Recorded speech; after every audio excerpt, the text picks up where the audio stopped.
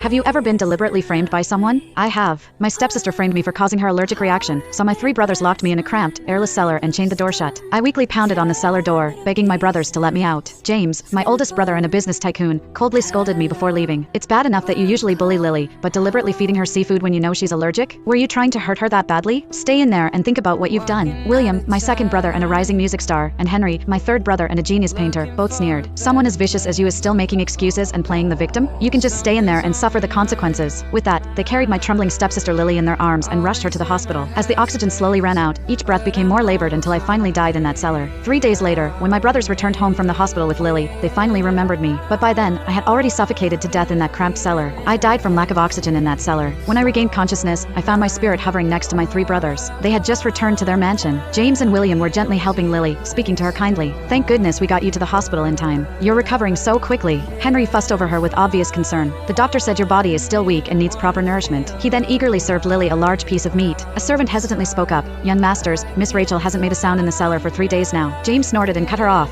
Today's a happy day, Lily's coming home from the hospital. Why bring up that troublemaker? The servant tried to continue, but William and Henry's cold glares silenced her. That wretched girl must have known about the seafood allergy and deliberately made an entire seafood dinner, William fumed. And here I thought she was finally starting to accept Lily. Turns out it was all premeditated, Henry added angrily. Lily put on a frightened expression and timidly said, Big sister is being punished because of me. She's been alone in that cellar for so many days. What if she's angry when she comes out? James' expression hardened. Don't worry, Lily. We've been too lenient with her before. She's never faced real consequences. After this lesson, she won't dare bully you again. As he spoke, he instinctively pulled out his phone and refreshed our chat history. But our last messages were still from 3 days ago. In those 3 days, I hadn't sent a single message or made a single call. James' eyes flashed with anger. That ungrateful brat. It's been days and she hasn't even sent one message asking how Lily is doing. At that moment, Lily deliberately grasped James' hand and said in a tearful voice, I just wanted Big Sister to spend time with me. I never meant to steal anything from her. James quickly set down his phone and stroked Lily's head affectionately. Lily, you're so kind. Not like her, she's nothing but an ungrateful wretch. William's eyes filled with cold disdain as he thought of me. That's right. She dares to harm family just to get attention? She's truly despicable. Henry nodded in vehement agreement and sneered. Unless she's learned her lesson and is willing to kneel and apologize to Lily,